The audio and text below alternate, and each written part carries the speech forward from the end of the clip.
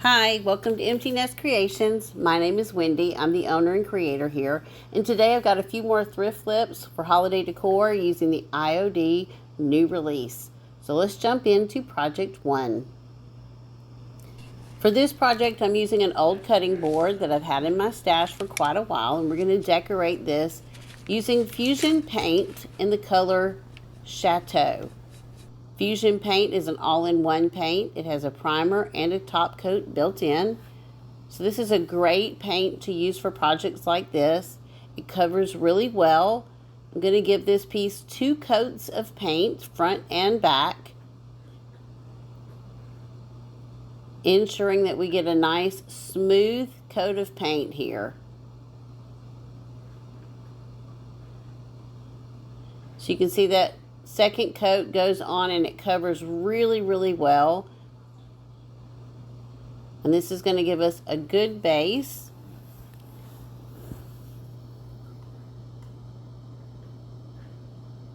So I'm going to be using the IOD paint inlay from 12th night. This is the Holly and Fig inlay. And I'm going to start off by misting the paint side of this inlay. Now it has a grid on one side, so you want to make sure that you're wetting the paint side. And then I'm going to put down a nice coat of paint here, covering the entire surface. And you just want to make sure that you get a nice smooth coat of paint down, and then it's nice and wet. You want to put the wet inlay into the wet paint. So once I have this coat of paint down, we're going to lift that inlay up and lay it into the paint. Paint side down. You want to make sure that you're putting the paint side of the inlay into the wet paint.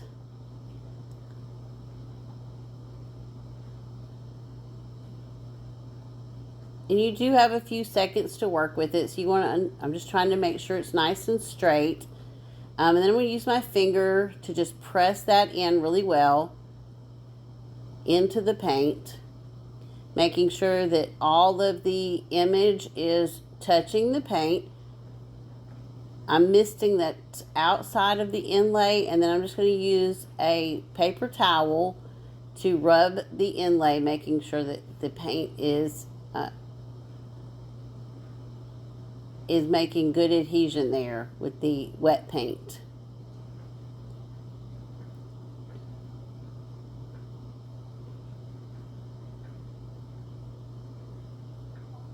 And I'm just taking a brayer and I'm just going to roll over this. And this is just to ensure that that image is making good contact with the wet paint and that it's all nice and smooth.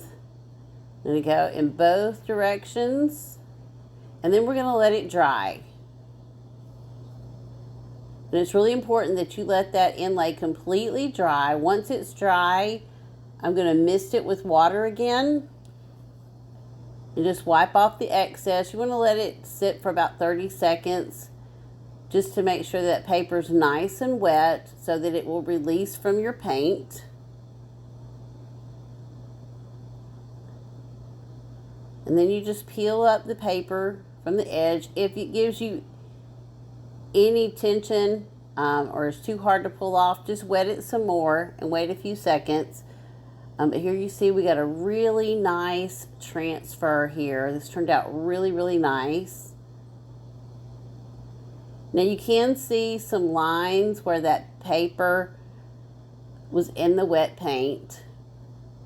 So I'm just going to go back with my brush, take a little bit of that Chateau paint, and I'm just going to brush over that line, just kind of trying to blend that in some. It's not going to get rid of it all, but it's going to blend it in so it's less noticeable. So I'm just going to go over the edge on the top and the bottom, blending in that line. And then we're going to dry that. Now when you use a paint inlay, you do need to seal in the paint. The image is paint, so you're going to want to seal that in. Here I'm just kind of distressing it a little bit, sanding over that line from the inlay, And then just distressing the entire image a little bit. And I'm going to wipe it off with a dry towel because I haven't sealed that paint in yet, just to get the dust off. And then we're going to seal the paint. And I'm just going to use Fusion Tough Coat in matte. And you just want to lightly brush over it. Now you can take this out and you can use a spray sealer if you'd like.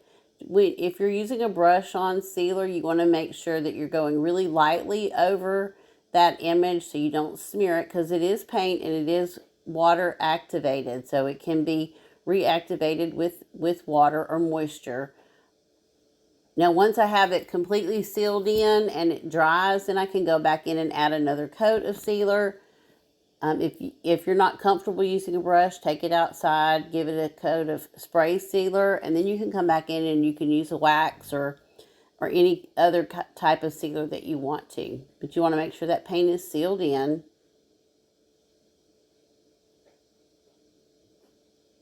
And here I'm going back in with just another coat, making sure we have a nice durable finish. And I will cover the back and the sides with this tough coat as well, just to make sure that the entire piece is sealed in. Now the Fusion paint does have a sealer in it, so if I didn't use the Inlay, I wouldn't need to do that. But because I did the tough coat on one side, I'm going to do it on the whole image so the sheen stays the same on the whole piece. And with that, this project is complete. Let me know in the comments below what you think about this project. It was a lot of fun to do. The inlays can be a little scary, but once you do them a couple of times, you get the knack of it. If you like thrift flips and home decor makeovers, consider subscribing to my channel. Just click that subscription. It's a free way to support my channel, and I'd really appreciate it. And with that, we're going to move on to project 2.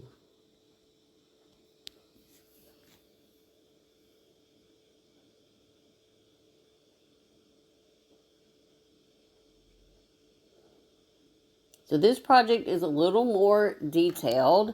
I'm using a chalkboard, framed chalkboard that I picked up at the thrift store. And I'm going to paint this with a coat of Fusion paint in the color Manor Green. Now I'm going to leave that top inset section plain for right now. We're going to paint it later, but I'm going to give the entire piece 2 coats of this Manor Green paint.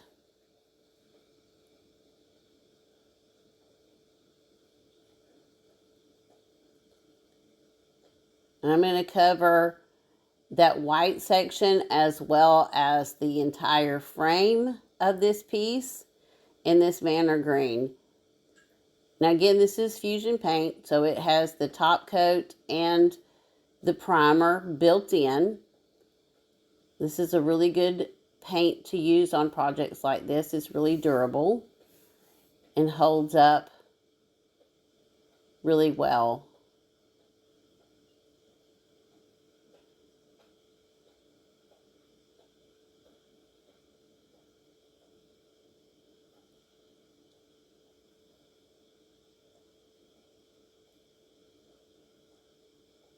And once I have that coat done, I'm going to go in and paint this top section. And I'm using Fusion paint for this as well. And I think this is Picket Bents, or I'm not sure. I can't remember the color. But I go back in with the pouncer and go back over all of the green section. This is the second coat, just making sure I don't have any brush strokes in that paint. And now I'm going to use the IOD Moulds Santa's Sleigh, and I'm going to use some air dry clay, the IOD Air Dry Clay here. So I've just taken some cornstarch and brushed it in the molds. Now this is a mold that is from last year's release, but if you're interested in this mold, I do have one available on my website, emptynestcreation.com. You can find it there. This has Santa in his sleigh. It has a reindeer on this mold, and it also has some gift packages. So I'm just putting that clay in and then using my thumb to smooth it out and going from the middle outwards with my thumb to get any excess clay off. The micro rim really helps with that. And then I just want to make sure it's nice and smooth so it lays on my project. These molds are great to use. And if you use that cornstarch, they just come out so easy. So now we're going to mold the reindeer. And I'm just using that same air dry clay and just kind of filling it in, going from the center out with my thumb or finger to just pull off any excess clay, and then making it nice and smooth and making sure I have a flat back so it lays nicely on my project. So once those are done, we're going to also use the IOD mold Winter Forage. Now this is from this year's release, and I do have some of these molds as well. And so I'm just going in and using that same air dry clay, and I'm molding the holly leaves here. And I'm going to use these on this as well. Once I have all my pieces molded, then I'm going to put my air dry clay up. I always put a wet baby wipe in there with it, not touching the clay, but just in the bag to help keep it moist. And I'm just going to use some wood glue here to glue these pieces down. So I put a little bit on the back, use my finger to spread it all the way out to the edges so that it adheres really well to my piece. And then I'm going to glue all of these pieces down to my piece. And once that's done, we'll move on to the next step. Now these are just molded. They're still wet. They haven't had any time to dry at this point. But I'm going to go ahead and glue them on while they're wet.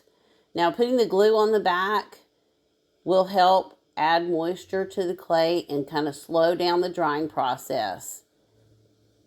And when you do that, slowing down the process just helps to prevent some of the cracking that you might get if it were to dry really quickly. So I like to go ahead and glue it to my piece, and then I'm also going to use paint, and I'm going to paint the top of this clay while it's still wet. And again, that just helps to hold in that moisture so that we don't get as much cracking. So I'm just using the Fusion paint and Picket fence here to put a coat of paint on all of these. Now this isn't the final color. This is just kind of a base coat over the clay. And once I get this paint on, I'm going to let it dry overnight. So I will just leave it out and let it dry. And then we'll come back in and we'll paint all of these castings.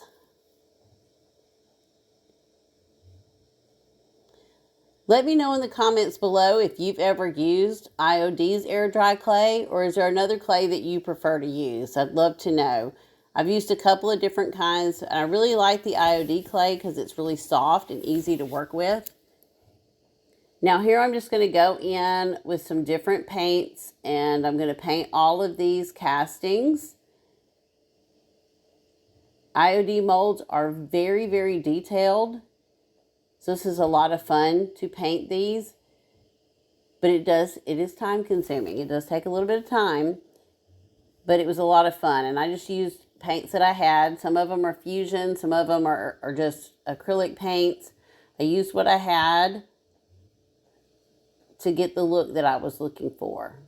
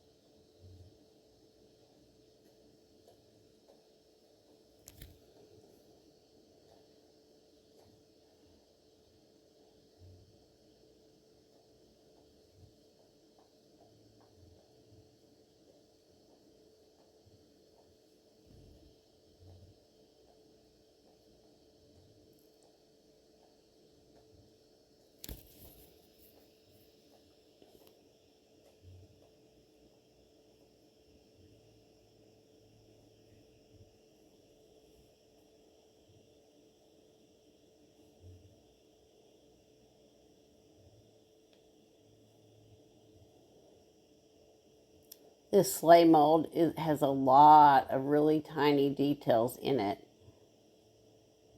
But when you take the time to paint all of those details, it is absolutely beautiful. I just used a really small artist brush to get into all of those little details. I just turned on some videos and went to work. So here it's just about finished. I'm just adding some final touches. And I'm going to go in with some gold rub and buff, and I'm just going to add this all over. I used it on the sleigh, on the runners, and then on any of the details, just to add some highlights. I'm putting it on the holly leaves. I put some on the reindeer, just to give it a little bit of sparkle and add some highlight.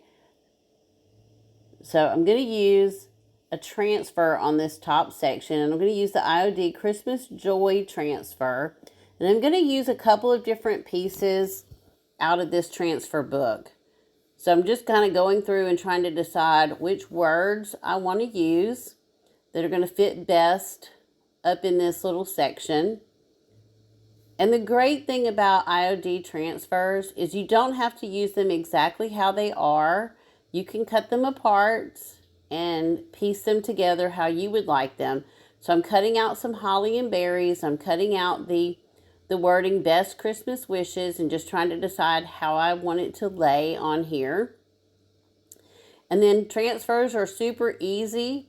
You just peel off the backing, lay it where you want it, use that transfer stick to rub and lift the plastic sheet off as you go. Once you finish, you want to just use that little plastic sheet to burnish it down, rub it down really well to make sure that it's adhered well to your piece, and that's it. You do want to seal in your transfers, so you can use a wax or a top coat to do that, just to protect them.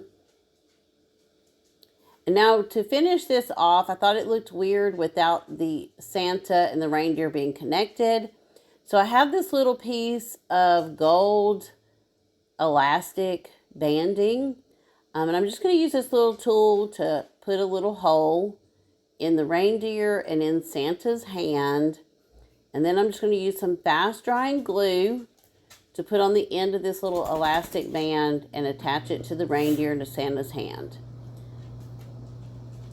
Now you could do this with paint. You could do it with embroidery floss,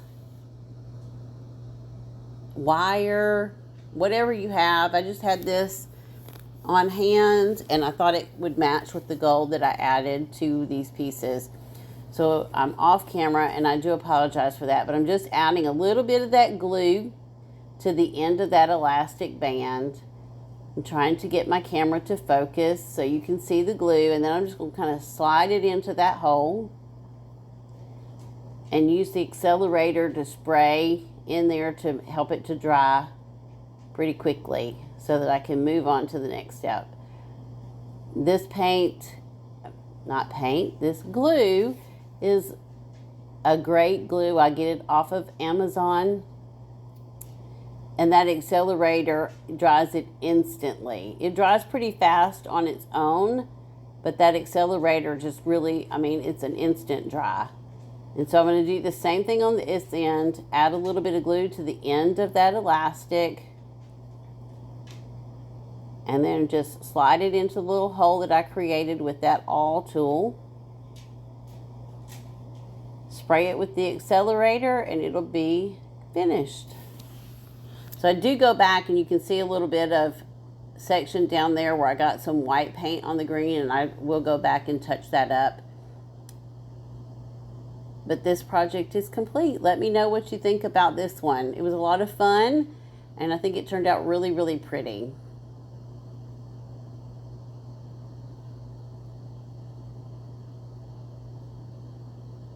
I've really enjoyed reading all the comments from people.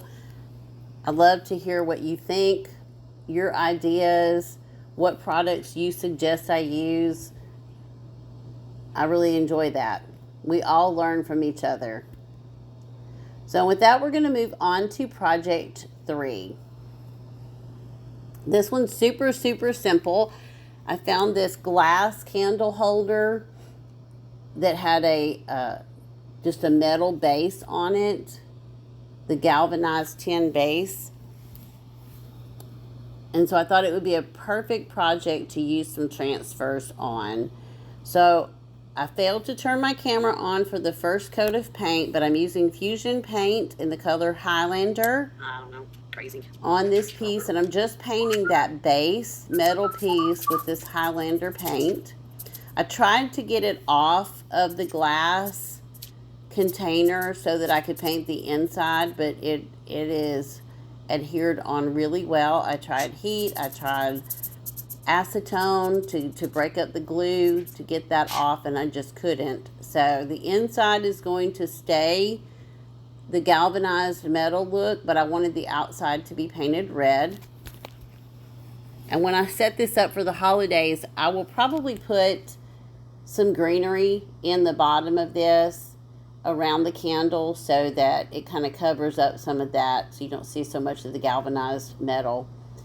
But I just give this a good 2 coats of this paint, and then I'm going to let that dry, and we're going to add some transfers. We're going to use the Partridge Lane transfer on this one. I really love this transfer book. I love the little houses that are in here. I love the 12 Days of Christmas pieces that are in here. And so what I did was I cut out the little houses and just sorted them by colors, and then I'm just taping them on where I want them around this piece. And I put them on and then pulled some off and rearranged them a little bit. And now I'm just going to go in and do one at a time, taking off the backing and setting it down, and then transferring that one on and work my way around, trimming up as we go to make sure that they fit. I wanted them to sit nice and even along that base. And these transfer so well to the glass. The one thing I did do with the glass was clean it with alcohol. So I just sprayed some rubbing alcohol on there and used a towel to wipe it off, just to make sure there's no fingerprints or oils or anything on the glass. That just helps the transfers to adhere really well. They generally do adhere very easily to glass. And normally you would want to seal your transfers in, but when I put it on glass, I generally don't. I just make sure that anyone who purchases it knows that they just need to wipe it off with just a damp rag and not wash it in a sink or, soak it in water or anything like that. This was a super, super easy project, and now this one is complete. I think it looks great with this candle in there. And it's really, if you look, you can see the galvanized metal on the inside. But I think I'm going to put like a little greenery around that bottom section, and then you won't be able to see it at all. But it looks great with this battery operated candle in there, and I think it's going to add a nice touch to our Christmas decor this year. Thank you so much for giving me some of your time again today. I really, really appreciate it.